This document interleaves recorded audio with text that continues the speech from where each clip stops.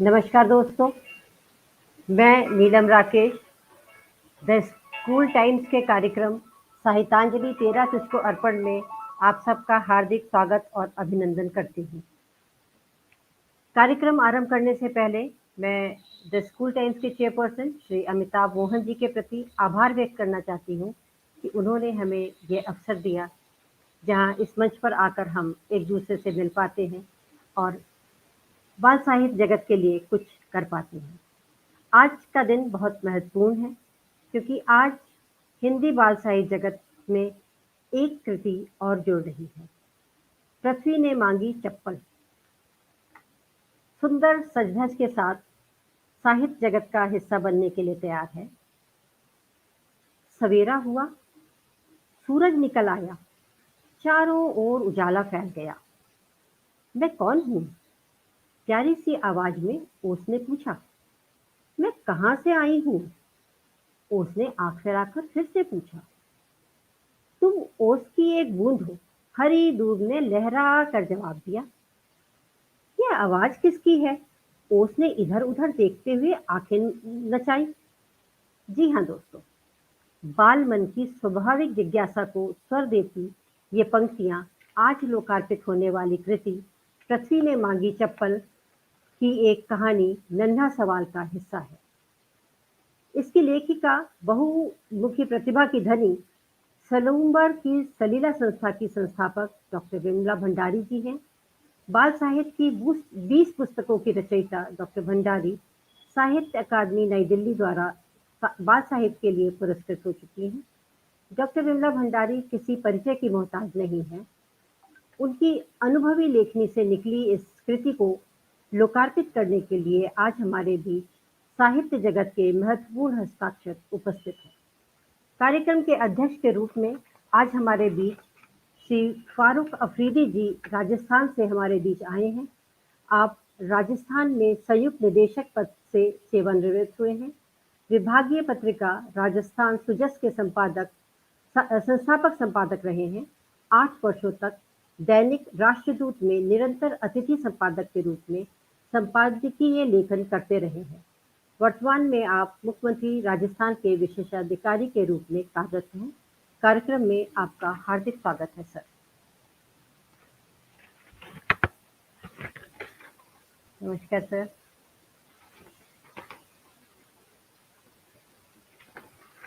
आज हमारे बीच मुख्य अतिथि के रूप में अभी दिविक सर अभी आए नहीं हैं, आ गए।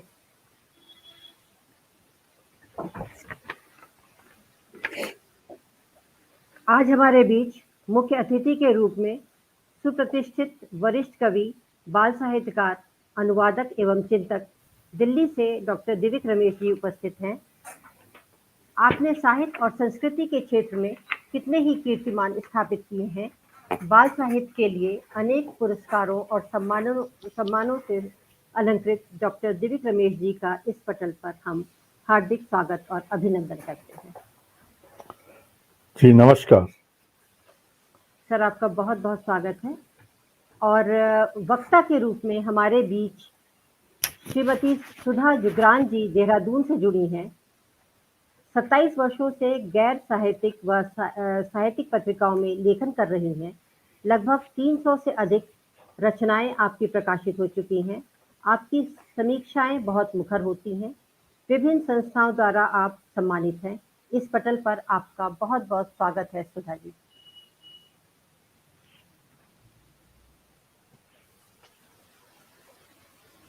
नमस्कार।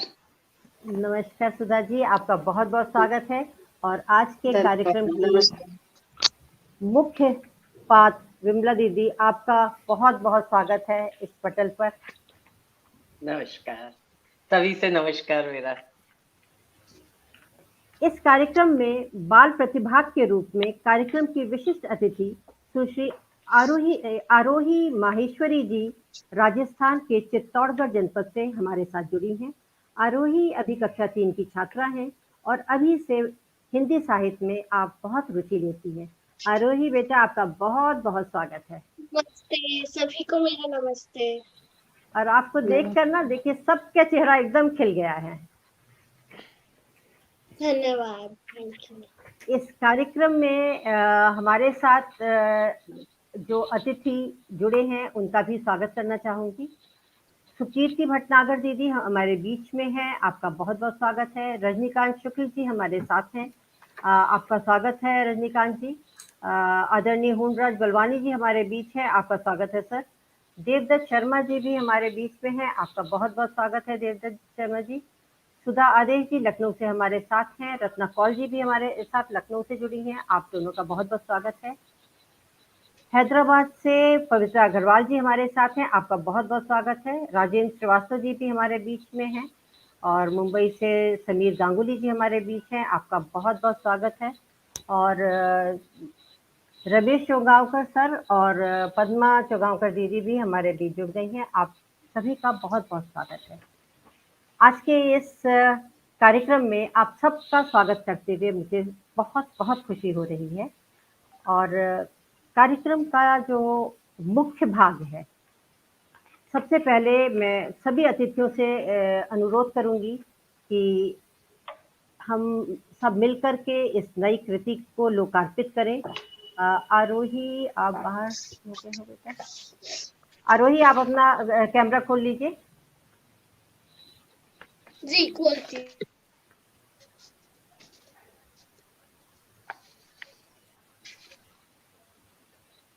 और ये बहुत ही सुंदर सज-धज के साथ ये कृति आज लोकार्पित हो रही है। इस खाली इसका रंग रूप ही नहीं, इसका नाम भी बहुत आकर्षित करता हुआ सा है। और दीदी आपको बहुत बहुत बधाई इस के लिए। कोलकाता से अमिताभ मोहन जी हमारे साथ जुड़ गए हैं, आपका स्वागत है अमिताभ जी। इस कृति को लोकार्पित करने के बाद मैं चाहूंगी कि एक वीडियो हमें मिला है, सुश्री अंकिता सैनी ने का ये वीडियो है। वो वीडियो के माध्यम से जुड़ करके, ये अंकिता अजमेर के केकड़ी सरकारी विद्यालय की 4ठी कक्षा की छात्रा है और उनका ये वीडियो हमें श्रीमती विमला नागला जी के द्वारा उपलब्ध हुआ है। इतनी छोटी बिटिया ने इतनी अच्छी समीक्षा करी है, देखते ही बनता है। अंकिता और विमला नागला जी, आप दोनों का ही बहुत बहुत धन्यवाद। और एक बार हम सब इस वीडियो के माध्यम से देखते हैं कि अंकिता हमसे क्या कह रही हैं। और साथ ही प्रभुदयाल श्रीवास्तव सर का भी इस पटल पर बहुत बहुत स्वागत।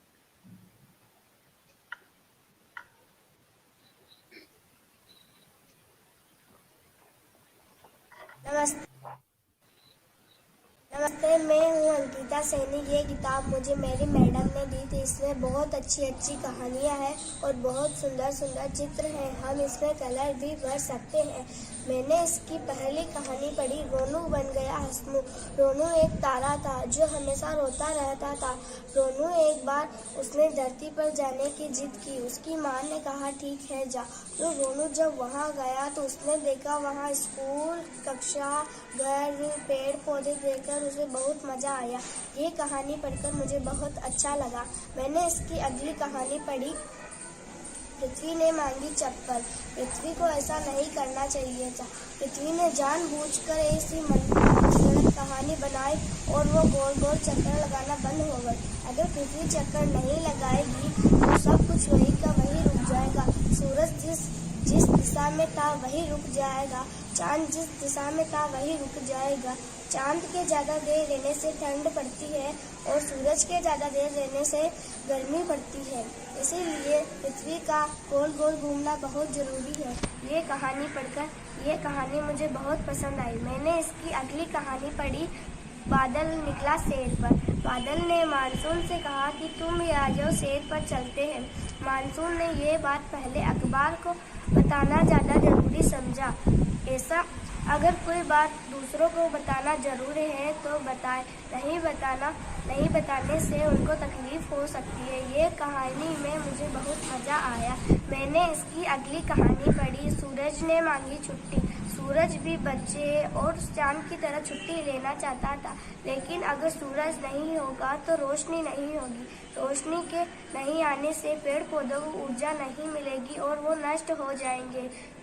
सूरज का होना बहुत जरूरी है, क्योंकि सूरज की वजह से दुनिया चलती है। धन्यवाद। बहुत बढ़िया सा विद्या ने इतने अच्छे से अपनी बात को रखा हम सबके बीच में, इतने कॉन्फिडेंस के साथ। और इस बीच में करुणा पांडे जी और अनिल कुमार जायसवाल जी हमारे बीच में आ गए हैं। आप दोनों का बहुत बहुत स्वागत है। अब हम आगे बढ़ते हैं और हमारे बीच उपस्थित बिटिया आरोही माहेश्वरी जी को बुलाते हैं, उनका आह्वान करते हैं कि वो अपनी बात इस नई लोकार्पित कृति के बारे में अपनी बात रखें। स्वागत है आरोही आपका। नमस्ते। स्वागत है बेटा।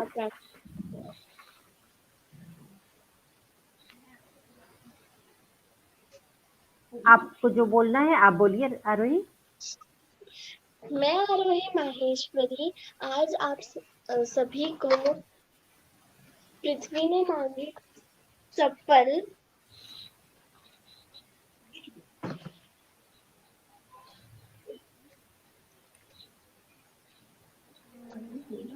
हाँ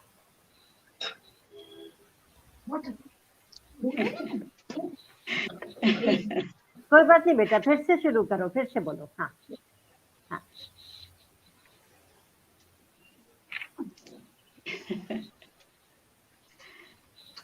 आज मुझे ये बुक बहुत ज्यादा अच्छी लगी और इसका नाम ही बहुत अच्छा है, पृथ्वी ने मांगी चप्पल। मुझे इसका नाम ही बहुत ज्यादा अच्छा लगा और इसे डॉक्टर विमला भंडारी ने लिखा है।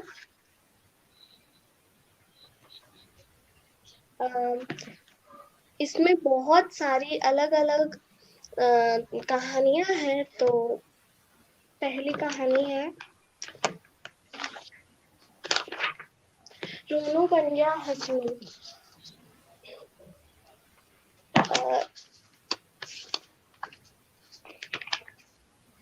इसमें ये जो तारा है वो स्कूल जा रहा था, स्कूल गया। तो मुझे ये बहुत अच्छा लगा कि तारे भी स्कूल जाते हैं और तारे में तारा स्लाइड भी कर रहा है, तारा झूला भी झूल रहा है। तो मुझे ये बहुत ज्यादा मजेदार लगा। और जो अगली कहानी है इसकी, पृथ्वी ने मांगी चप्पल, ये बहुत ही मजेदार कहानी है।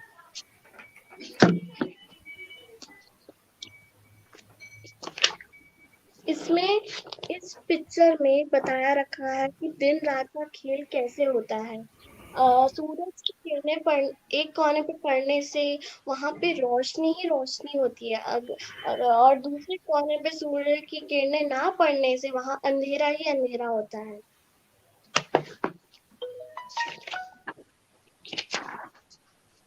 और ये मेंढक चिड़िया ये इसके बारे में सोच रहे हैं कि पृथ्वी ने मांगी चप्पल, पृथ्वी चप्पल मांग रहा है इनसे। तो ये चप्पल कैसे दे, क्योंकि पृथ्वी बहुत ज्यादा बड़ी होती है।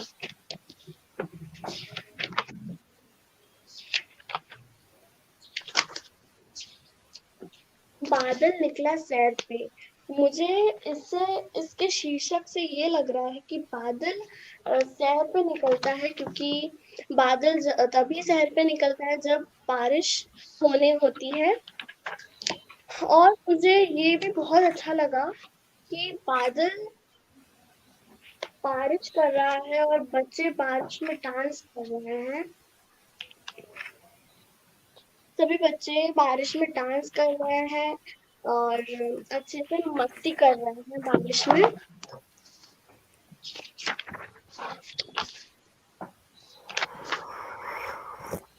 सूरज ने मांगी छुट्टी। सूरज अगर छुट्टी मांग लेगा, अगर सूरज छुट्टी ले लेगा तो रोशनी तो होगी नहीं, अंधेरा ही अंधेरा होगा। और अंधेरा ही अंधेरा होगा तो अपन कुछ भी नहीं कर पाएंगे और हम खेलने भी नहीं जा पाएंगे बाहर, और फोटोसिंथेसिस भी नहीं हो पाएगा, बिकॉज फोटोसिंथेसिस नहीं होगा तो पेड़ पौधे खाना नहीं बना पाएंगे अपना, और वो जिंदा नहीं रह पाएंगे।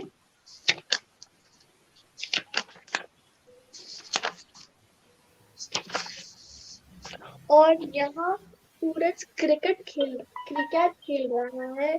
ये बहुत ही अच्छा है कि सूरज यहाँ पे क्रिकेट खेल रहा है।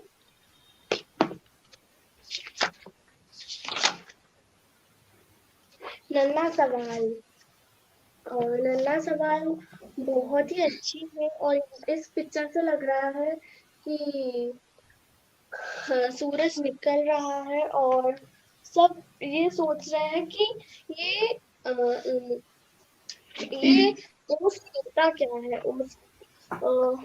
ओस होता क्या है, ये सब ये सोच रहे हैं। और ये ओस गिरी हुई है पत्तियों पे, इतनी छोटी छोटी बूंदें गिरी हुई है ओस की पत्तियों पे, और सब यही बातें कर रहे हैं कि ओस कहाँ से आई है, ओस क्या होता है। देखिए, तो मुझे ये कहानी भी बहुत ज्यादा अच्छी लगी, और सब तितली कैटरपिलर सब यही बातें कर रहे हैं कि ओस क्या चीज होती है। धन्यवाद। बहुत अच्छा बेटा।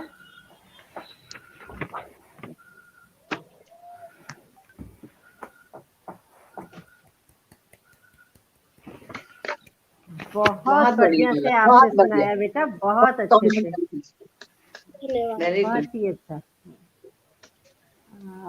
और इस बीच में उषा सोमानी जी हमारे साथ जुड़ गई हैं और शशि जैन जी हमारे बीच आ गई हैं। आप दोनों का बहुत बहुत स्वागत है। और अब मैं आमंत्रित करना चाहूंगी आज के कार्यक्रम की मुख्य वक्ता सुश्री सुधा जुगरान जी का। सुधा जी, आप अपनी बात रखिए हमारे बीच। आपका स्वागत है। धन्यवाद नीलम जी। और मंच पर उपस्थित माननीय मुख्य अतिथि डॉक्टर दिलीप रमेश जी, कार्यक्रम के अध्यक्ष श्री फारूक अफरीदी जी व आज की केंद्र बिंदु डॉक्टर विमला भंडारी जी का हार्दिक अभिवादन करती हूँ, अभिनंदन करती हूँ। साथ ही बधाई देती हूँ विमला भंडारी जी को उनकी पुस्तक पृथ्वी ने मांगी चप्पल के लोकार्पण के लिए। प्रतिष्ठित बाल साहित्यकार डॉक्टर विमला भंडारी जी न केवल राष्ट्रीय स्तर पर अपितु अंतर्राष्ट्रीय स्तर पर भी एक जाना पहचाना नाम है। ज्ञान गीता प्रकाशन से प्रकाशित उनके प्रस्तुत कहानी संग्रह पृथ्वी ने मांगी चप्पल में कुल 5 कहानियां हैं, लेकिन प्रत्येक कहानी विज्ञान की एक पूरी शाखा का आधार है। प्रकृति के सभी घटकों का मानवीयकरण करके उन्होंने उनमें बाल हट का प्रयोग किया है। फिर चाहे वह पृथ्वी की चप्पल मांगने की हट हो या नन्हे तारे की नई शर्ट मांगने की जिद, सूरज की छुट्टी मांगने की हट हो या फिर नन्ही बदलियों की घटा दादी के संग सैर पर साथ चलने की जिद, या फिर नन्ही प्यारी ओस के जिद्दी सवाल हो। उन्होंने प्रकृति के इन आवश्यक घटकों का मानवीयकरण करके उनकी मासूम सवालों का मासूम बच्चों सी हटों को इन गंभीर विषयों से जोड़कर इन्हें हल्का फुल्का बनाकर बच्चों तक पहुंचा दिया। इस संग्रह की सबसे रुचिकर व शीर्षक कहानी है पृथ्वी ने मांगी चप्पल। तो पढ़ते हुए ये कहानी हैरत में डाल देती है कि क्या इतनी सरलता व नखरीले अंदाज में भी बच्चों को विज्ञान की शिक्षा दी जा सकती है। पृथ्वी जो लगातार चल रही है और चलते चलते अचानक रुक जाती है और चप्पल मांगने लगती है कि मेरे पैर में छाले पड़ गए हैं और मुझे भी पाँव में पहनने के लिए चप्पल चाहिए। अब पृथ्वी के रुकते ही सब कुछ रुक जाता है, दिन रात ठहर जाते हैं। पृथ्वी के जिस हिस्से में दिन है वहां गर्मी बढ़ जाती है, जिस हिस्से में रात है वहां सर्दी बढ़ जाती है। पृथ्वी के न चलने से सूरज भी स्थिर हो जाता है, उसका सारा कैलेंडर गड़बड़ा जाता है, दिन रात न होने से तारीखें नहीं बदलती, जिससे हफ्ते के 7 दिन और 12 महीने भी चिंतित हो जाते हैं। यह सब देख ऋतु चक्र विचलित हो जाता है, क्योंकि पृथ्वी के झुके झुके चलने से ही तो ऋतुओं का आना जाना होता है। सर्दी गर्मी बरसात न होने से आखिर सारे वनस्पति कैसे उगेगी, और यह सब न होगा तो पृथ्वी पर जीवन सांस कैसे लेगा। आखिर सारे जीव आपस में इस समस्या पर विचार करते हैं और सोचते हैं कि अपनी अपनी बात कैसे रखें, और इस विषय पर अपनी अपनी बात रखते हैं।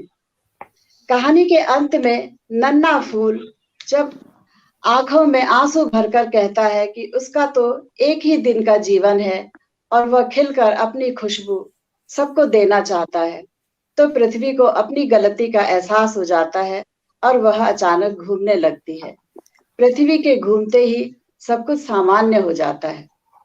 कितनी सरलता से कहानी बच्चों को बता देती है कि पृथ्वी अपनी धुरी पर घूमती है और कुछ झुकी झुकी घूमती है, और पृथ्वी के घूमते रहने से क्या क्या होता है, और अगर पृथ्वी रुक गई तो क्या क्या हो सकता है। बहुत ही अद्भुत कल्पना है इस कहानी की। संग्रह की पहली कहानी एक नन्हे तारे की कहानी। रोनू बन गया हंसू। तारा हमेशा रोता रहता था, उसकी माँ ने उसका नाम रोनू रख दिया। एक दिन नन्हा तारा शर्ट के लिए जिद करता है, तो उसकी माँ नीचे धरती दिखाकर कहती है कि एक दिन वह धरती पर ले जाकर उसे नई शर्ट दिला देगी, अभी वह जाकर खेले। नन्हा तारा खेलने चला जाता है और एक्सीडेंटली अंतरिक्ष में चक्कर लगा रहे एक यान लैब के टूटने से अलग हुए कॉकपिट वाले हिस्से में सवार हो जाता है। वहां एक बड़ी सी स्क्रीन लगी है और बहुत सारे बटन लगे हैं। वह धुप्पलबाजी में अनाप शनाप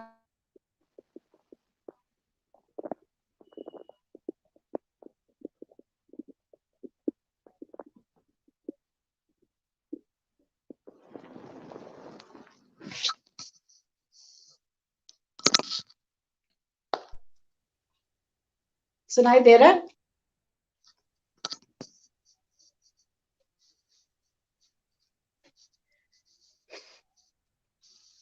सुनाई दे रहा है?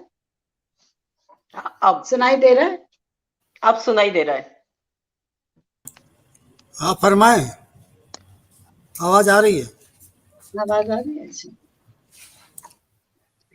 तो वह उसे पृथ्वी पर चलने का आदेश देता है, और लैब यान जो है उसका आदेश मानने लग जाता है। वह उसे पृथ्वी के सबसे अच्छी जगह पर चलने का आदेश देता है, तो लैब यान उसे एक स्कूल में उतार देता है। वह स्कूल के पार्क में खूब खेलता है। भूख लगने पर वापस कॉकपिट में आ जाता है, जहां उसे आदेश देने पर बिस्किट्स मिलते हैं। अब नन्हा तारा लैब को वापस चलने का आदेश देता है। कहानी पढ़ते हुए इतनी एक्साइटमेंट पैदा करती है कि न जाने अब नन्हा तारा कौन सा बटन दबा देगा और कौन सा आदेश दे देगा। तो अवश्य ही इस मनोरंजन से भरपूर इस रोमांचक कहानी को पढ़ते हुए बच्चों को भी बहुत आनंद आएगा। और इस कहानी में बच्चे कुछ नामों से, जैसे लैब यान, अंतरिक्ष, कॉकपिट, स्क्रीन, वॉइस टाइपिंग आदि शब्दों से परिचित हो जाते हैं। संग्रह की एक और महत्वपूर्ण कहानी है सूरज ने मांगी छुट्टी। इस कहानी में सूरज अपनी माँ से कहता है कि वह काम पर नहीं जाएगा, क्योंकि सब छुट्टी करते हैं और बच्चों को तो इतनी छुट्टी मिलती है, हर रविवार को छुट्टी मिलती है, बार त्योहार पे छुट्टी मिलती है, गर्मी सर्दी की छुट्टी मिलती है, और चांद तो अमावस्या पे पूरी छुट्टी रखता है, और काम भी करता है तो थोड़ी थोड़ी रोशनी दुनिया को देता है। एकमात्र पूर्णिमा के दिन ही पूरा काम करता है। क्या मैंने ठेका ले रखा है दुनिया को पूरी रोशनी देने का? जब चांद काम करता है तो उसके साथ पूरा तारा मंडल लगा रहता है। क्या बढ़िया हट है। और मैं अकेला दिन भर खटता हूँ, उसे तो आप कुछ नहीं कहती। तो माँ उसे चांद की मजबूरी समझाती है। तुम्हारे और चांद के बीच में पृथ्वी के आने से दुनिया को रोज रोज वह पूरी रोशनी नहीं दे पाता है। फिर चांद के पास तो अपनी रोशनी होती ही नहीं है। वह तो तुमसे ही प्रकाश लेकर दुनिया को देता है, लेकिन सूरज अपनी हट पर अड़ा रहता है। सूरज की छुट्टी की बात सुनकर सारा चराचर जगत भयभीत हो जाता है। वे सब सूरज की पत्नी रेनाते के पास पहुंच जाते हैं। आगे भी कैसे सूरज का प्रकाश आगे भी रेनादे को माध्यम बनाकर सूरज की रोशनी के महत्व पर प्रकाश डाला गया है कहानी में। कैसे सूरज का प्रकाश पेड़ पौधों के भोजन बनाने के लिए आवश्यक होता है। काफी कठिन विषय है ये, और इतने कठिन विषय को नन्हे मुन्नों के लिए बेहद सरल भाषा व सरल कहानी गढ़कर थोड़ा बहुत परिचय ही दिया जा सकता था, जिसमें लेखिका पूरी तरह से सफल रही। सूरज की छुट्टी न लेने व सतत कार्य करने के बहाने बच्चों को भी सीख मिलती है कि उन्हें भी निरंतर अपना कार्य मतलब कि नियमित पढ़ाई करनी चाहिए। संग्रह की तो अन्य कहानियां बादल निकला सैर पर और नन्हा सवाल लगभग एक ही पृष्ठभूमि पर आधारित कहानियां हैं, लेकिन बादल निकला सैर पर कहानी की शुरुआत इतनी खूबसूरत है जिसकी कुछ पंक्तियां मैं यहाँ पर सुनाना चाहूंगी। बरसात के दृश्य को इतनी खूबसूरती से कहा गया है। काली घटाओं ने अपने पंख खोले, देखते ही देखते घटाएं आसमान में छाने लगी। उन्होंने धरती पर सैर करने का कार्यक्रम बनाया और मौसम को बुलवा भेजा। घटाओं के सैर पर निकलने की खबर पाते ही मौसम ने मानसून को सूचना दे दी। मानसून ने पहले अखबार को खबर देना जरूरी समझा। अखबार ने मानसून के रास्ते का नक्शा बनाकर यह भी बताया कि कब और कहां से मानसून गुजरेगा। कितनी सरलता से बच्चों को मौसम व मानसून की जानकारी या कहानी दे देती है, और बड़ों को पढ़ते हुए यह शैली दिलकश लगती है। काली घटाएं जो कि छोटी बदलियों की दादी हैं, और घटा दादी के शहर पर जाने की बात सुनकर बदलियां जो है उनके साथ जाने के लिए मचल जाती हैं। घटा दादी कहती है कि वे पानी की बूंदों को अपने साथ लेकर जाएंगी, और जहां पर पेड़ अधिक होंगे वहां पर वो बरसाएंगे, क्योंकि पेड़ उन्हें आगे जाने से रोक लेते हैं और जो पानी की बूंदें हैं वो भारी होने लगती हैं। तब वो उन्हें धरती पर भेज देती है और वहां बारिश होने लगती है। कितनी आसानी से प्रस्तुत कहानी बच्चों को घटा, बादल, मौसम, मानसून, बारिश व घने पेड़ों का बारिश से संबंध की शिक्षा बच्चों तक पहुंचा देती है। संग्रह की अंतिम कहानी एक नन्ही सी ओस का नन्हा सा सवाल, जो वह हरी दूब, कैटरपिलर, चिड़िया, तितली आदि सबसे पूछ रही है कि वह कौन है और कहां से आई है। सभी अपने अपने तरीके से उसके सवालों का जवाब दे रहे हैं और उसके पैदा होने के बारे में उसे बता रहे हैं। इन्हीं मासूम सवालों के बीच बच्चे जान रहे हैं कि ओस की बूंद सूरज की गर्मी से भाप बनकर उड़ जाती है और फिर बारिश के रूप में पृथ्वी पर आती है, या फिर शीत ऋतु में ओस बनकर आ जाती है। ये सभी विज्ञान आधारित कहानियां काफी कठिन विषयों पर लिखी गई है और बहुत सरल भाषा में बहुत सरल कहानी बुनी गई है, और इनका काफी सरलीकरण किया गया है। प्रत्येक कहानी विज्ञान की एक पूरी शाखा है। इन्हें इतने सरल शब्दों में बच्चों तक पहुंचाना इतना आसान नहीं था, क्योंकि यह एक चित्र पुस्तक है, इसलिए काफी छोटे बच्चों के लिए लिखी गई है।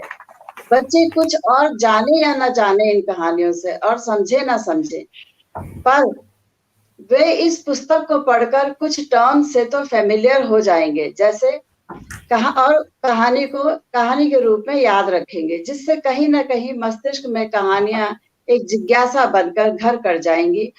और जब वे बड़े होकर इन प्रोसेस को विस्तृत रूप में पढ़ेंगे तो उनको ये कहानियां याद आ जाएंगी, क्योंकि बच्चे कभी भी जो बचपन में पढ़ते हैं वो भूलते नहीं है। इतनी अच्छी चित्र पुस्तक के लिए मैं बिमला भंडारी जी को तहे दिल से बधाई देती हूँ, और एक बार फिर से मंच पर उपस्थित सभी महानुभावों को अभिनंदन करती हूँ, और श्रोताओं के रूप में जुड़े अपने प्रियजनों के हार्दिक आभार व्यक्त करती हूँ। धन्यवाद। धन्यवाद सुधा जी। इस बीच में हमारे साथ सुधा आदेश जी जुड़ गई हैं, विमल कीर्ति जी हमारे बीच में हैं, शील कौशिक जी हमारे बीच में हैं। आप सभी का स्वागत है। सुधा जी, आपने बहुत ही गंभीरतापूर्वक और बहुत ध्यान से पढ़ कर के इस पुस्तक की समीक्षा की है और सचमुच इस आपसे सुनने के बाद सभी माता-पिता के मन में ये ज़रूर आएगा कि अपने नन्हे मुन्नों को एक ऐसी कृति उनके हाथ में दें, जो उन्हें विज्ञान के उन सूत्रों से उनके बालपन के साथ में उनका परिचय कराए। आपकी समीक्षा के बाद हम लोग लेखिका से भी सुनना चाहेंगे कि जब उन्होंने इस कृति की रचना करी, तो उनके मन में क्या था? आदरणीय विमला भंडारी जी, आप बताएँ, आप क्या सोच कर के और किस बात से आपके मन में इस किताब की परिकल्पना आई? इस आभासी पटल के मंच पर उपस्थित सभी जनों को मेरा प्रणाम, नमन, और जो दर्शक के रूप में कमेंट बॉक्स के जरिए हमसे जुड़े हैं, उन लोगों को भी मैं नमस्कार करती हूँ।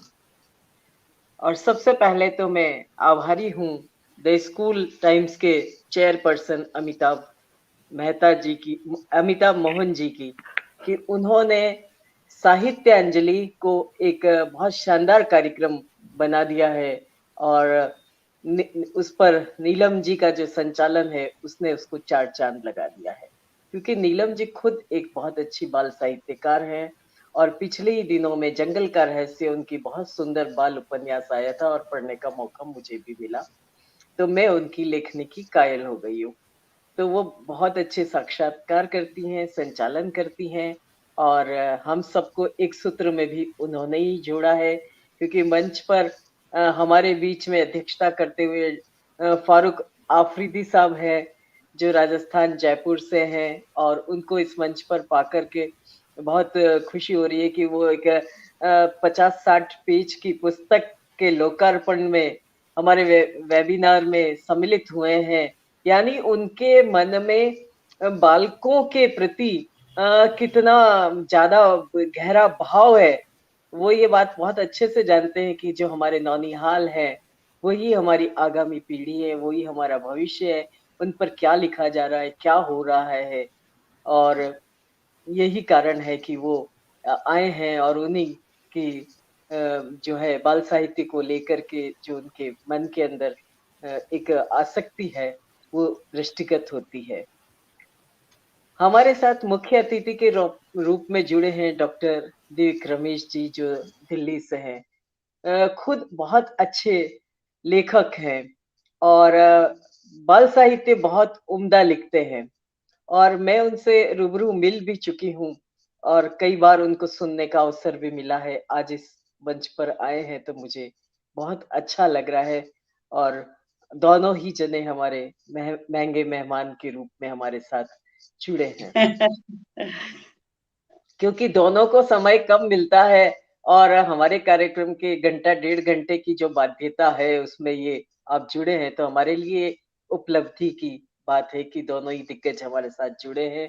और जितनी अच्छा सुधा जुगरान जो हैं, जितना अच्छा लेखिका है, लिखती हैं, उससे कहीं अच्छी वो गोताखोर भी हैं कि पुस्तक के भीतर गोता लगा करके वो ऐसे मोती और नायाब चीजें जो मानक मोती ढूंढ लाती हैं और उस पुस्तक पर जब वो बोलती हैं और समीक्षा करती है, तो उसमें कहीं गंभीरता भी है और भीतर बैठा वो उनके मन का बालिका स्वरूप भी है, जो उन चीजों को पकड़ता है और निखार के लाता है कि क्या क्या चीज बच्चों को आकर्षित करती, यानी उन्हें क्या क्या चीज आकर्षित की है। और उन्होंने इस पूरी किताब को गहन अध्ययन किया है, चाहे छोटी सी किताब है जिसमें आधे पत्ते तो चित्रों से ही भरे हुए और आधे में टेक्स्ट है।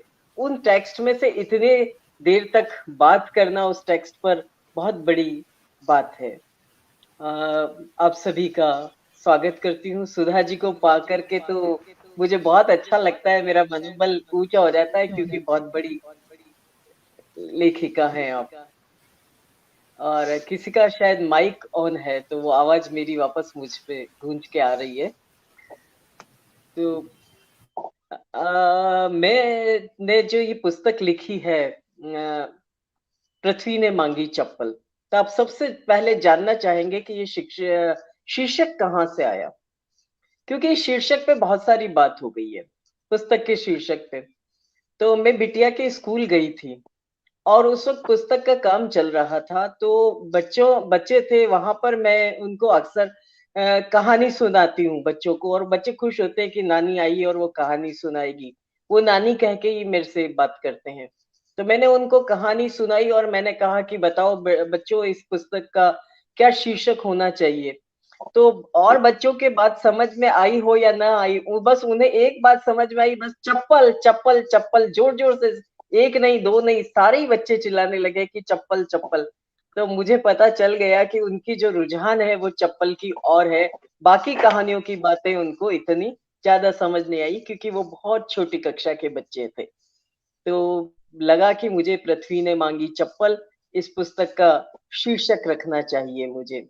और आपको बताऊँ कि अभी-अभी थोड़ी देर पहले जब फ़ेसबुक पर ये सारे चीज़ें डाली गई थी, तो मेरे पास एक फ़ोन आया।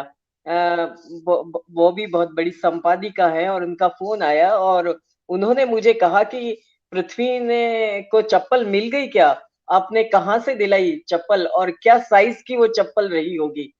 तो उनकी जो बातें थी ना, मुझे लगा कि वो बचपन में चली गई हैं और वो उसका उतना ही उन्होंने आनंद लेके वो सारे प्रश्न पूछे, जो एक बच्चा पूछता है। तो वो लगा कि इसका शीर्षक जो है, वो सार्थक हुआ। तो सबसे पहली बात तो है, पुस्तक हाथ में आने से पहले उसका शीर्षक आकर्षित करता है, उसका आवरण आकर्षित करता है। ये तो मैंने अपनी लेखनी और कलम के बारे में बात करी। मैं लंबे समय से बच्चों के लिए बाल साहित्य लिख रही हूँ और कई पुस्तकें मेरी प्रकाशित हुई हैं।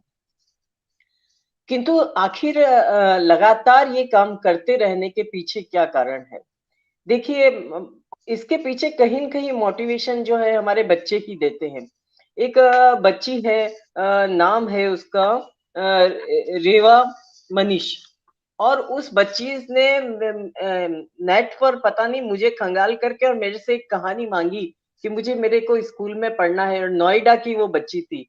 और जब मैंने उसको कहानी ठीक है उसके पापा के ईमेल आईडी पर भेज दी, पर कुछ दिनों बाद मुझे एक लिफाफा प्राप्त हुआ और उसके अंदर उस बच्ची ने इस तरह से मुझे एक बटरफ्लाई बना करके भेजी, थैंक्स के रूप में, और इस पे थैंक्स लिखा। तो जहाँ पे भी जाती हूँ बहुत बढ़िया। बच्चे घेर लेते हैं और उनको मालूम है कि ये कहानी सुनाएँगी, तो इस तरह से मेरा कहानी लिखने के लिए तो उत्साहित होती रहती हूँ मैं भीतर से और काम करती हूँ। किंतु वाक़ई में आज के बच्चे वैसे बच्चे नहीं रहे। पहले मुझे कहानी लिखना एक खेल-खिलौना टाइप लगता था, एक फन टाइप लगता था, और उस समय मैंने नटखट तितली और ये कहानियाँ सब बहुत सारी लिखी। किंतु धीरे-धीरे जो अभी के आज के बच्चे हैं, जिनको हम कहते हैं डिजिटल वर्ल्ड के बच्चे कह सकते हैं, तो वो डिजिटल वर्ल्ड के बच्चे अब वो बच्चे नहीं रहे कि उनको बहलाया जाए या फुसलाया जाए। उनको किस तरीके से उनके मन को हम पकड़ें कि हम अपनी बात, अपनी कहानी उनको सुना सकें। इसके लिए अब स्टडी करनी पड़ती है और बहुत सोच समझ के लिखना पड़ता है। कहने को तो पृथ्वी ने माँगी चप्पल की पाँचों कहानियाँ हैं जो प्रकृति के घटकों पर है। प्रकृति के हर घटक को लिया है इसमें, पृथ्वी, सूर्य, चंद्रमा, बादल और बारिश, ओस, इन सारे मौसम, इन सारे घटकों को लिया है। किंतु उन घटकों की बात जो है, हम आज के बच्चों को कैसे सुनाएँ, और ख़ास तौर से आज के बच्चे, हम सब जानते हैं कि इंग्लिश मीडियम के स्कूल के बच्चे होते हैं। वो अंग्रेज़ी पढ़ते हैं, उनको हिंदी पढ़ाना, हिंदी की किताबें पढ़ाना बहुत कठिन काम है। तो 2 इसके लिए मुझे फ़ॉर्मूले काम में लेने पड़े। तो उसमें पहला फ़ॉर्मूला तो ऐसा था कि चित्र। इस पूरी पुस्तक के चित्र जो हैं मैंने संयोजित किए हैं, मैंने बनाए हैं, ऐसे बड़े-बड़े चित्र बनाए हैं कि बच्चे उसमें रंग भर सकें। क्योंकि बच्चे पहले ही किताब आती है, उठा कर के उसको देखते ज़रूर हैं, किंतु जैसे ही चित्र देखते हैं, वो अपनी रंग की डिब्बी ले आते हैं और रंग भर लेते हैं। रंग भरते-भरते वो कहानी को थोड़ा पढ़ने की भी कोशिश करते हैं। तो खास तौर से ये वैसे 8 से 12 साल की उम्र के बच्चों के लिए ये पुस्तक लिखी गई है। तो वो बच्चे जो है, अब बहुत समझदार हो गए हैं, बहुत ज्ञानी ज्ञानी भी हो गए हैं। वो हमसे बदले में कई प्रश्न पूछ लेंगे, और हमें उनके प्रश्नों के कटघरों में खड़ा होना पड़ेगा, जवाब देना पड़ेगा। तो इस तरह से इस पुस्तक को लिखने के लिए बहुत सारी बातें थी और मन में ये पुस्तक का लोकार्पण भी हुआ। मैंने चित्र भी बनाया, साइज भी बहुत अच्छी बनी, किंतु मैं चाहती थी ये पुस्तक जो है वो रंगीन बने, किंतु कोई प्रकाशक इस पुस्तक को रंगीन प्रकाशित करने के लिए तैयार नहीं हुआ। सरकार के जितने भी उपक्रम हैं, उन सब जगह मैंने इसको प्रकाशन सहयोग के लिए भी भेजा कि अगर वो लोग प्रकाशित करते हैं इसको पुस्तक को, तो ये रंगीन छपेगी और बच्चों को बहुत मजा आएगा। क्योंकि आज जो वर्तमान में जो समय है, बच्चों को वो रंगीन देखना ज्यादा पसंद करते हैं। किंतु अफसोस यह है कि न तो मेरे में इतना धैर्य रहा और न सरकारी उपक्रमों ने इस ओर ध्यान दिया और न प्रकाशक ने इस चीज को मंजूर किया कि हम इसको रंगीन प्रकाशित करें। तो हो सकता है चर्चा के दौरान आप दोनों दिग्गज बैठे हैं और ये बात कहे कि ये पुस्तक रंगीन क्यों नहीं है। तो मैंने आपको बता दी अपनी व्यथा कि मैं खुद चाहती थी ये पुस्तक रंगीन छपे और अगर मैं प्रकाशकों से रंगीन छपवाती हूँ तो मुझे 4 गुना पैसा खर्च करना पड़ता और आखिर में मैंने इसको ब्लैक एंड व्हाइट ही छपवाई। और मैं जानती हूँ कि उस कंपटीशन के दौर में ये कहाँ ऊपर पहुंचेगी, केवल अपने मैटर के दम पर, ये एक सोचने वाली बात है। तो मैं लगभग अपनी सारी बात कह चुकी हूँ और सबसे पहले जो बच्ची आई थी अंकिता, जो कि एक अंकिता सैनी कक्षा 4 की बच्ची थी और गवर्नमेंट स्कूल की बच्ची थी।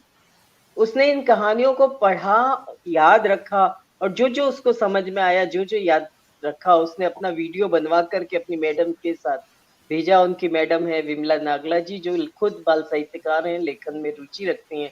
उन्होंने मुझे ये वीडियो भेजा तो मुझे बहुत अच्छा लगा और मुझे लगा कि इस कार्यक्रम के दौरान उस बच्ची का ये वीडियो आना चाहिए कि हम जहाँ अंग्रेजी मीडियम के बच्चों की बात करते हैं, वैसे बहुत सारे हमारे गांव के अंदर ऐसे बच्चे हैं जो सरकारी स्कूल में पढ़ते हैं और इन पुस्तकों का स्वागत करते हैं।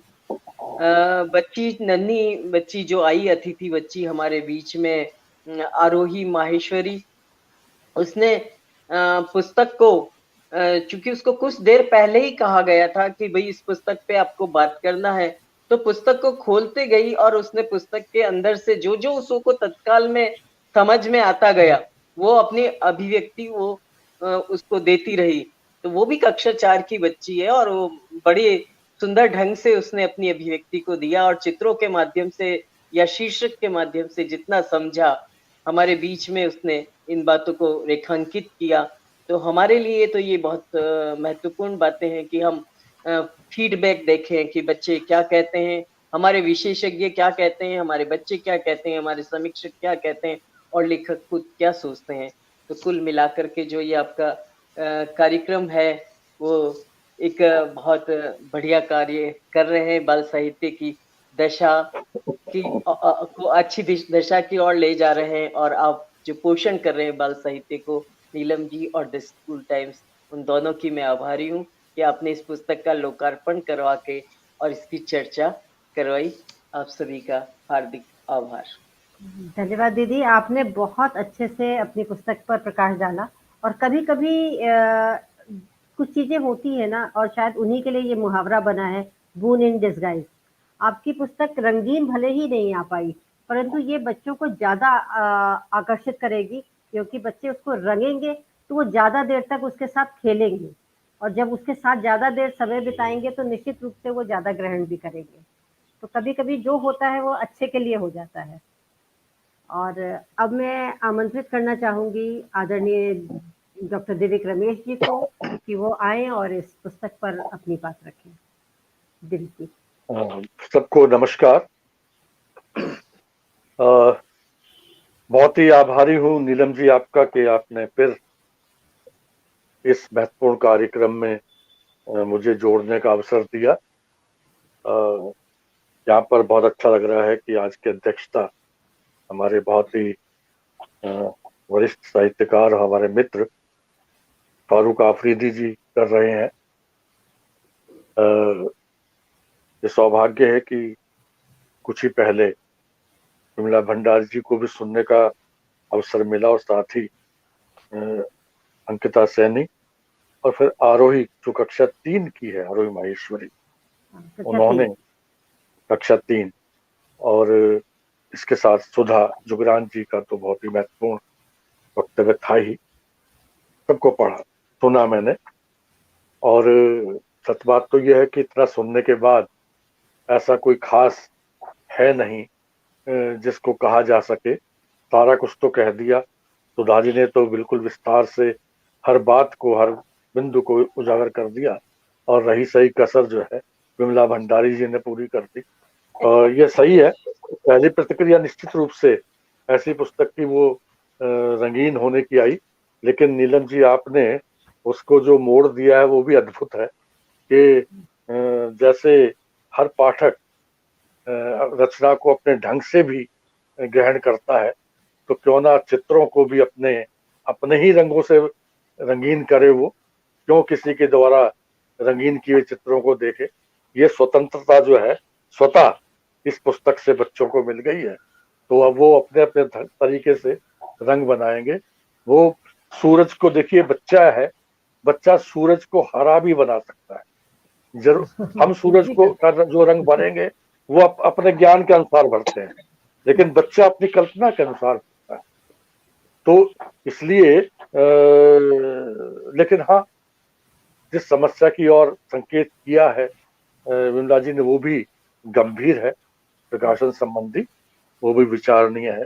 देखिए, इसमें निश्चित रूप से सारी बातें कही जा चुकी हैं, और खेल खेल में विज्ञान को किस प्रकार से रचना ढंग से प्रस्तुत किया जा सकता है, उसकी ये एक अद्भुत कृति है, मैं ये मानता हूँ।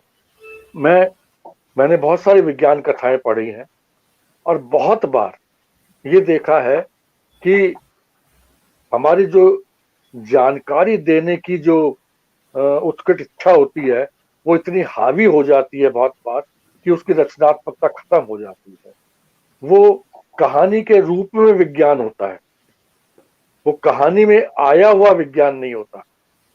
ये इसमें बेसिक अंतर होता है। मैं यहाँ इन कृतियों में निश्चित रूप से ये तथ्यात्मक जो चीजें विज्ञान संबंधी जो सच्चाइयां हैं वो उसमें आई हैं। इसमें फैंटेसी का थोड़ा सा पुट आया है, फैंटेसी भी हुई है इसमें, लेकिन कुल मिलाकर को ये कहानी है, कहानियां हैं, रचना है।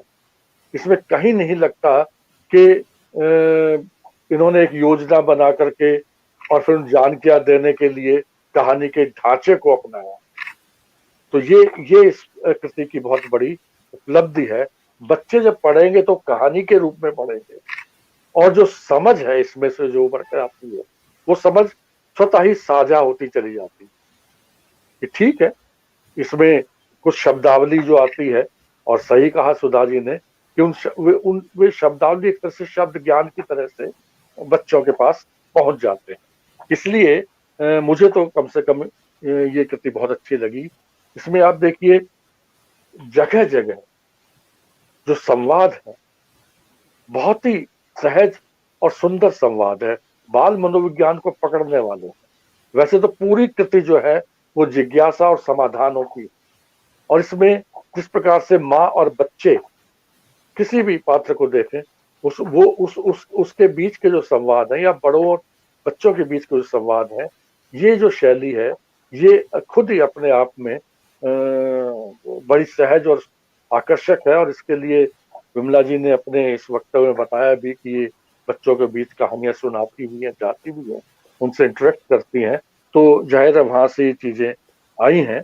तो वैज्ञानिक दृष्टिकोण के साथ ये लिखी गई एक कृति है जिसमें संवादों का बड़ा महत्व है, लेकिन साथ ही साथ अब देखिए, कहानी में जब बच्चा ये पढ़ता है कि हम सीधे से बादलों में हम बहुत सारे चित्र देखते हैं, बादल जब देखते हैं, और बहुत सारी ऐसी रचनाएं मिलती भी हैं जहां बादलों में बहुत सारे चित्र उभर के आते हैं, और बच्चे उनको देख करके या बड़े उनको बताते हैं, देखो वहां पहाड़ है, वहां ये है। इसी प्रकार से जब कोई देखता है कि वो खरगोश बनी बदली, या मेंढक बनी बदली, या भालू बनी बदली, इस तरह की जब शैली में रचना पढ़ने को मिलती है तो बच्चों के लिए तो है ही, बड़े भी बच्चे बनते चले जाते हैं। मैं तो उसको बिल्कुल बच्चा ही बन के पढ़ा है, बन के क्या पढ़ा, बना दिया इन रचनाओं ने, और मैं जुड़ता चला गया इसके साथ। इसमें आप देखिए जो आखिरी कहानी है नन्हा सवाल, नन्हा सवाल में वो जितना नन्हा सवाल है उतना ही उसमें महत्वपूर्ण है।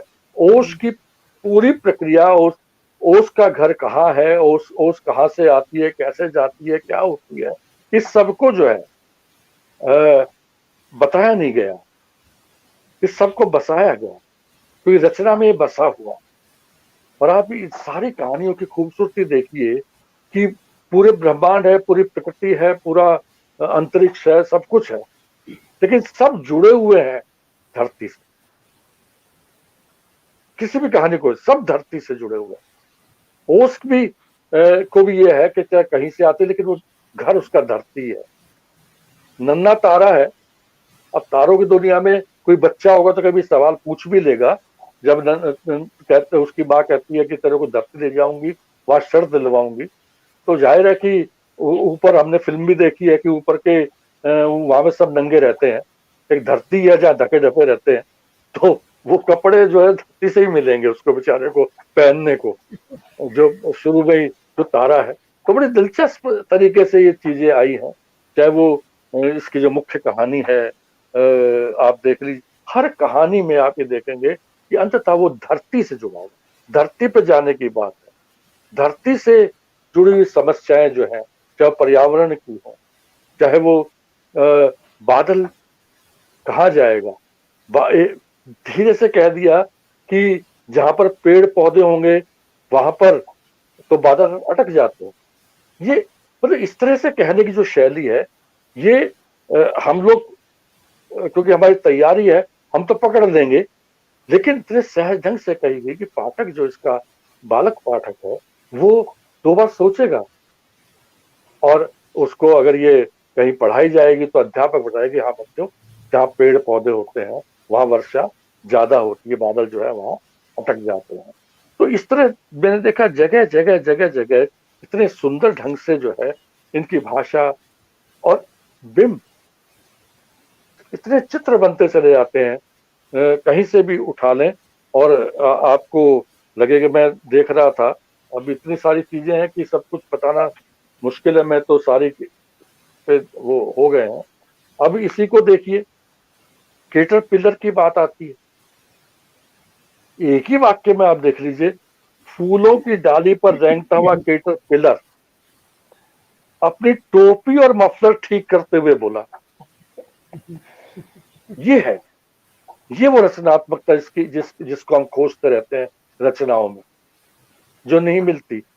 कोरी विज्ञान कथाओं में क्या होता है, उसमें सारी जानकारी होती है, महत्वपूर्ण है, उसकी भी सूचनाएं मिलती है, महत्वपूर्ण है सूचनात्मक साहित्य।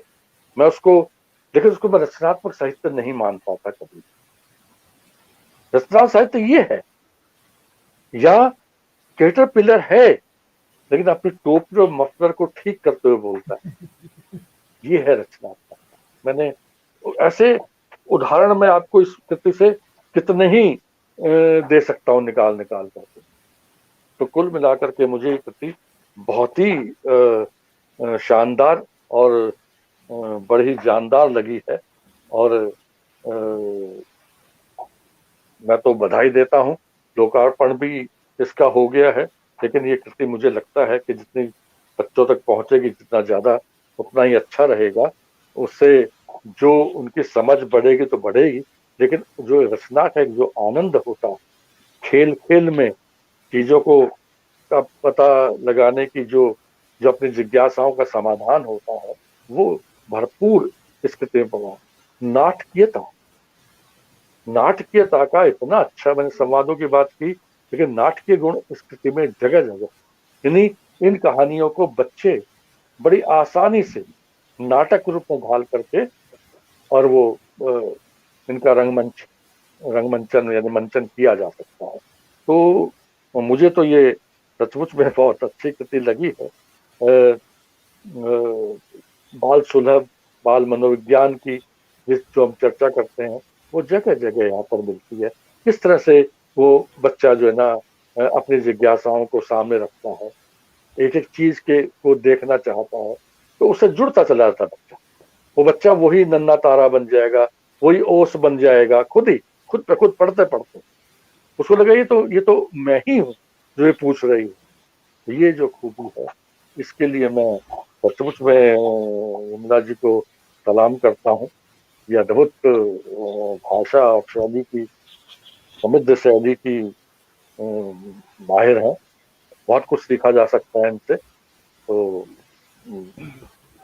और क्या कहूँ, बाकी तो मैं फिर कह दूं कि मुझे बहुत अच्छा लगा, सुधा जी ने और उस बच्चे ने बहुत अच्छे ढंग से कहा, और विमला जी ने अपना स्रोत बताया।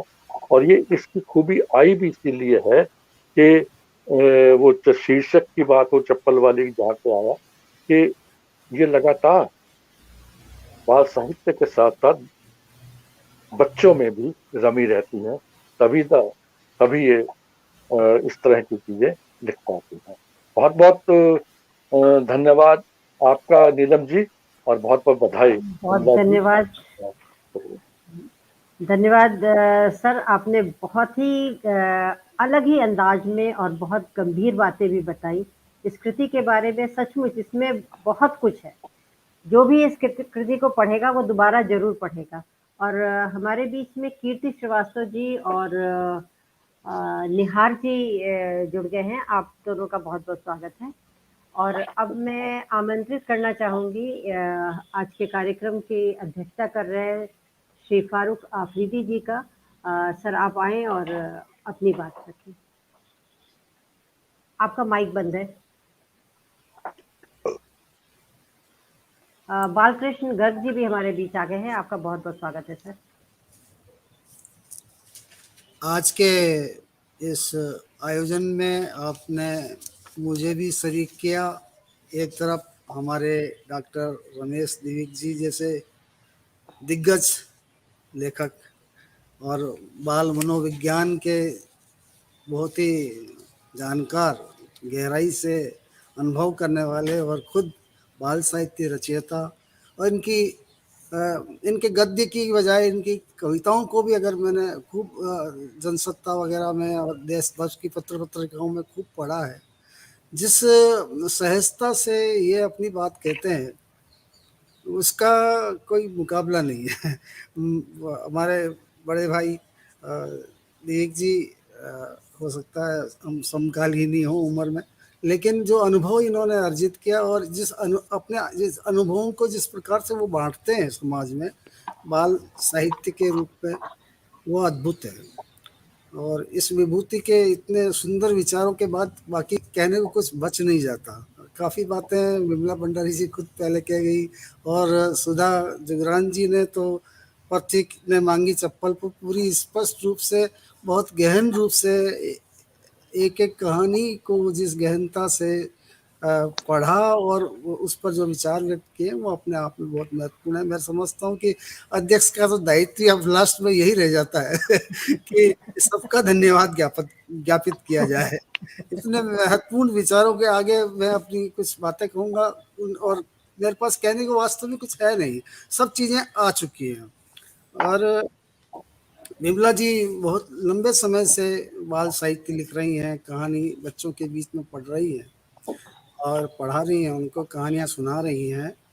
और नीलम जी आपका भी इस बाल साहित्य में महत्वपूर्ण योगदान है, आप ज़्यादा अनुभवी हैं। लेकिन मैं इतना ये कहना चाहूँगा कि जैसा कि अभी दिविक जी ने जो लास्ट में जाकर के एक बात कही कि ये कहानियाँ अगर मंचित हों और अगर इनको मंच प्रदान किया जाए बच्चों के बीच में, स्कूलों में, तो ये मैं समझता हूँ कि इनका बहुत ही गहरा प्रभाव पड़ेगा। और भंडारी विमला जी की एक इस बात के लिए तारीफ करनी पड़ेगी आज की, इन्होंने समय को किस तरह से चुना, आज के समय को की नब्ज पे कैसे हाथ रखा। उन्होंने आज विज्ञान और आईटी का जो युग है उसमें जो हमारे बच्चे डिजिटल युग में पहुंच गए हैं, उन लोगों तक पहुंचने की जो अपनी पहुंच बढ़ाई है उधर, ये आज के कहानीकारों के लिए अपने आप में एक अनुकरणीय उदाहरण है।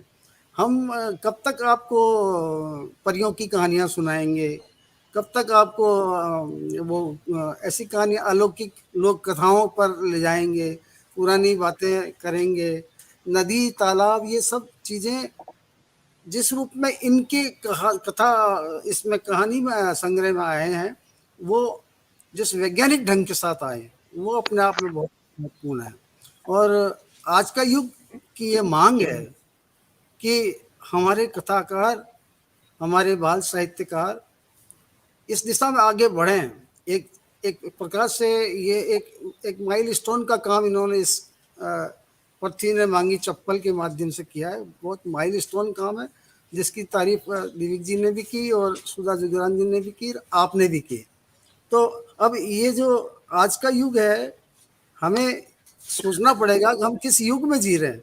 उस युग में हम अपनी प्रकृति को भी बचाएं, हम पर्यावरण को भी बचाएं, हम विज्ञान को भी बचाएं और विज्ञान से जुड़े भी, और हम आईटी का कैसे बेहतर इस्तेमाल करें। अब उसमें कहानी में आया वो बादलों के बारे में, वो रुक जाता है और वो बटन पर बटन दबाते जाता है। तो ये जो कथा का जो मोड़ जिस तरह से लेती है कथा, वो हमारे नए बच्चों में एक प्रकार से एक नई जिज्ञासा भी पैदा करती है। और हर बच्चे के मन में ये होगा कि मेरे घर में कंप्यूटर है, मैं भी कुछ दबा के देखूं, कुछ हो जाए, कुछ ऐसा कुछ हो जाए। तो ये एक हालांकि बहुत ही कल्पनातीत चीजें इन्होंने ली हैं, लेकिन कल्पनातीत होते हुए भी वे वास्तविकता में प्रवेश करने वाली कथाएं हैं। मैं बहुत ही बधाई देना चाहता हूं कि इसका जो स्वरूप कहानियों का है वो बहुत ही बेहतरीन है, और इस तरह की कहानियों की आज हमें बहुत सख्त जरूरत है। और ये काम एक कथाकार के साथ साथ हमारी सरकारों को भी करने की जरूरत है कि ऐसी कथाएं हमारे बच्चों के बीच में जाएं, उनका मंचन भी हो, उनकी ऐसी पुस्तकों की खरीद भी हो। हमारे राजस्थान के मुख्यमंत्री अशोक गहलोत जी ने पूरे देश में एक उदाहरण भी नया पेश किया। शायद राजस्थान देश का पहला राज्य है जिसने बाल साहित्य अकादमी का गठन किया है। अब उसमें पदाधिकारियों का मनोनयन होना बाकी है, लेकिन उसके पीछे भी ये लक्ष्य है। जवाहरलाल नेहरू, पंडित जवाहरलाल नेहरू जी के नाम से जो चाचा नेहरू के रूप में पहचाने जाते हैं, सारे बच्चों के अंदर हमेशा लोकप्रिय रहे। तो ये सरकारों का भी दायित्व है, सभी सरकारों का दायित्व है, कोई एक सरकार का काम नहीं है। ये सरकारों का ये दायित्व है कि हमारे बच्चों को हम किधर ले जाना चाहते हैं, हम उनको क्या शिक्षा देना चाहते हैं, उस दिशा के अंदर कुछ प्रयास, ऐसे ठोस प्रयास किए, कुछ रचनात्मक प्रयास किए जाए। जिस प्रकार ये कहानियां रची गई हैं, इन कहानियों की जो पुस्तकें हैं वो सभी विश्वविद्यालय तक पहुंचनी चाहिए, पहुंच जरूरी है बच्चों में, तभी तो उसका विकास होगा। चहुमुखी विकास बच्चों का बचपन से ही अगर विज्ञान की तरफ रुझान पैदा किया जाए तो इस तरह की कहानियां बड़ी मदद करती हैं। मैं तो ये कहता हूँ कि ये हिंदी में रची गई कहानियां जरूर हैं, लेकिन ये अन्य भाषाओं में भी इनके अनुवाद अगर पहुँचते हैं तो ये सर्वग्राही कहानियां हैं, क्योंकि जो विषय लिए गए हैं बिल्कुल आधुनिक आज के युग से जुड़ते हुए जो कहानियां लिखी हुई हैं, इनका असर बहुत लंबे समय तक रहेगा। हम इस विज्ञान में भी अभी बहुत आगे हमें बढ़ना है। विज्ञान के भी नए कई सोपान हमारे सामने आएंगे, आईटी के भी नए सोपान सामने आएंगे। उन सब पर हमारी कथाकार निगाह रखती हुई है, रखे रहे तो और इससे बेहतरीन कविताएं आ सकती हैं, बेहतरीन कहानियां भी आ सकती हैं। जिस प्रकार आपने कहानियां लिखी हैं, ये एक नई दिशा दी है इन्होंने, मैं समझता हूँ कथा जगत को और बाल साहित्य के क्षेत्र में। हमारे यहाँ हमारा राजस्थान तो बाल कथा साहित्यकारों का एक प्रकार से गढ़ रहा है। मैं अभी उनके नाम नहीं गिनाना चाहता, क्योंकि किसी का नाम छूट जाता है तो वो थोड़ा सा गलत होता है। लेकिन हमारे यहाँ राजस्थान का बाल साहित्य भी रचा जा रहा है। राजकुमार जैन राजस्थान के बाल साहित्य का इतिहास लिख रहे हैं इन दिनों। मैं उन्हें बहुत बधाई देता हूँ इस मौके पर। और ये ऐसी कहानियाँ इतिहास रचती हैं जो आपने लिखी हैं। मैं मैडम नीलम राकेश जी, आपको इस बात के लिए बधाई देता हूँ कि आपने इतना अच्छा आयोजन किया। सुधा जुगरान जी को हमने सुना पहली बार इस मंच पर। दिलीप रमेश जी से तो मैं कई कार्यक्रमों में हम साथ साथ रहते ही हैं, और मैं उनके काम से बहुत मुतस्सिर हूँ। मैं खास तौर से उनकी जो बाल कविताएं हैं ना, मैं उनसे बहुत ज़्यादा प्रभावित हूँ। मैंने उनका ज़्यादा गद्य पढ़ा नहीं है, लेकिन कविताओं को लेकर के मैं कह सकता हूँ कि जिस प्रकार विमला जी की कथाएं, बाल कथाएं नए अंदाज में होती हैं, उसी तरह से वो इनकी भी जो कविताएं हैं दिव्य जी की, वो कविताएं भी हमें बहुत छोटी छोटी कविताएं इनकी इतनी गहरी ऐड कर जाती हैं बच्चों के मन के अंदर। और ये मनोविज्ञान को, बच्चों के मनोविज्ञान को जिस प्रकार से समझ करके लिखा जाता है, क्योंकि कई चीज़ें कई कथाकार लिख रहे हैं, लेकिन वो ऊपर से गुजर जाती है, वो बच्चों के सर से गुजर जाती है। आज आपने बताया कि अभी विज्ञान की कथाएं कई बार आती हैं हमारे सामने।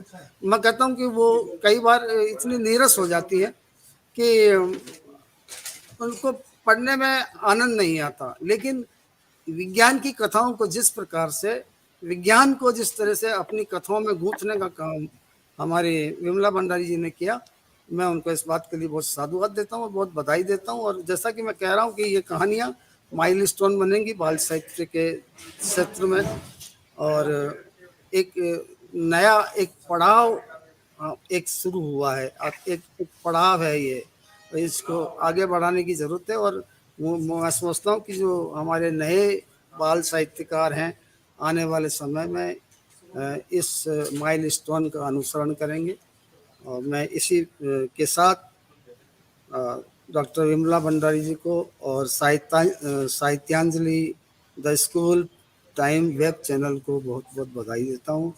मुझे इस अवसर पर अपनी बात कहने का अवसर दिया और आप सब ने मुझे जोड़ा इसके लिए। और जो इस कार्यक्रम को सुन रहे हैं, मैं उन सबको भी बहुत बहुत बधाई देता हूँ और उम्मीद करता हूँ कि आने वाले समय में एक समृद्ध बाल साहित्य समय के अनुकूल आज के आधुनिक युग को देखते हुए रचा जाएगा। इसी भावना के साथ मैं आप सबको पुनः बधाई देते हुए अपनी बात को समाप्त करता हूँ। धन्यवाद। जय हिंद। धन्यवाद सर, आपने बहुत ही अच्छा अपना भाव रखे और कुछ बहुत ही बड़ी बातें भी आपने कही। ये बिल्कुल सही आपने रेखांकित करा है कि ये पुस्तक एक माइलस्टोन का काम करेगी।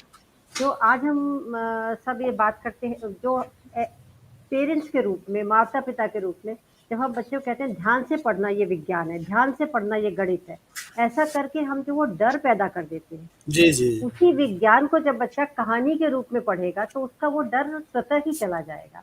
तो विमला भंडारी जी इस बात के लिए सचमुच बहुत बधाई की पात्र है कि उन्होंने एक ऐसा काम करा है जिसकी बहुत समय से आवश्यकता थी, और ये आगे हम सबको भी राह दिखाएगा कुछ आज के बच्चों के अनुरूप रचना करने के लिए। सर आपका एक बार पुनः धन्यवाद। और विमला जी को धन्यवाद ज्ञापन करने के लिए बुलाने से पहले मैं बताना चाहूँगी कि अगला कार्यक्रम हमारा 23 फरवरी को शाम 5 बजे होगा, जिसमें डॉक्टर हुनराज बलवानी जी कहानी पाठ करेंगे। इस कार्यक्रम से आप सब जुड़िएगा और बच्चे भी रहेंगे तो उनके मन के भोले प्रश्न सुनकर उसका भी आनंद लीजिएगा। विमला दीदी आप आए और सबका धन्यवाद ज्ञापन करें। सबका बहुत बहुत हार्दिक आभार। और आप दोनों के वक्तव्य सुन करके तो मेरे में नया जोश आ गया और लेखनी के प्रति और मेरी सतर्कता बढ़ गई है। बहुत सारी अच्छी बातें आप दोनों के माध्यम से भी जानने को मिली। और मैं खुद अपनी बात में ये बात कहना रह गया था कि राजस्थान में बाल साहित्य अकादमी की जो घोषणा हुई वो निसंदेह, मतलब यकीनन वो पूरे देश में पहली बार ऐसा हुआ है कि किसी राज्य में बाल साहित्य अकादमी स्थापना की घोषणा हुई और उसकी प्रक्रियाएं भी लगभग पूरी हो चुकी है। क्योंकि बीच में कोरोना आ गया था तो वक्त तो लगता ही है इन कामों में नई स्थापना को लेकर के, तो हम बहुत आशान्वित हैं कि बहुत शीघ्र ही वह सुचारू रूप से कार्य करने लगेगी और अच्छे से काम करेगी। तो इस बात को महत्व को समझा हमारे सबसे पहले फारूक आफरीदी साहब ने। आपको बता दूं कि वह अभी मुख्यमंत्री के ओएसडी साहब हैं। तो उन्होंने इन फाइलों को चलाने में और बड़ी मतलब अपनी वो दिखाई है कि तत्परता, और इस काम को करवाने के पीछे उनका, उन्हीं को देती हूँ मैं तो श्रेय, बहुत हाथ है उनका इस काम को करवाने के लिए। और आज जब उन्होंने यहाँ तक इन बातों को कही है कि ऐसी पुस्तकें पाठ्यक्रम में होनी चाहिए और हर पुस्तक मतलब बच्चों के स्कूल में पहुंचनी चाहिए बच्चों तक, ताकि वह पहुंचे और विज्ञान को इस तरह से हम पढ़ाएं। तो डॉक्टर दिव्य रमेश की बात को ही उन्होंने आगे बढ़ाया है कि बच्चों तक ये साहित्य पहुंचे, स्कूलों में पहुंचना चाहिए, पाठ्यक्रमों में सम्मिलित होना चाहिए।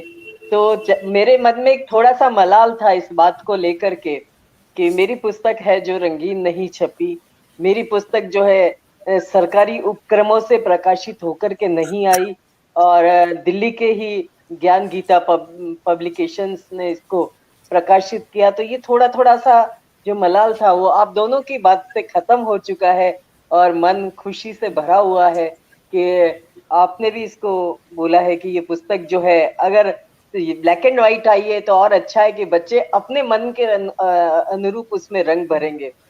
और ये बात बिल्कुल सही है, आज के बच्चे बिल्कुल अपनी पसंद से चलते हैं।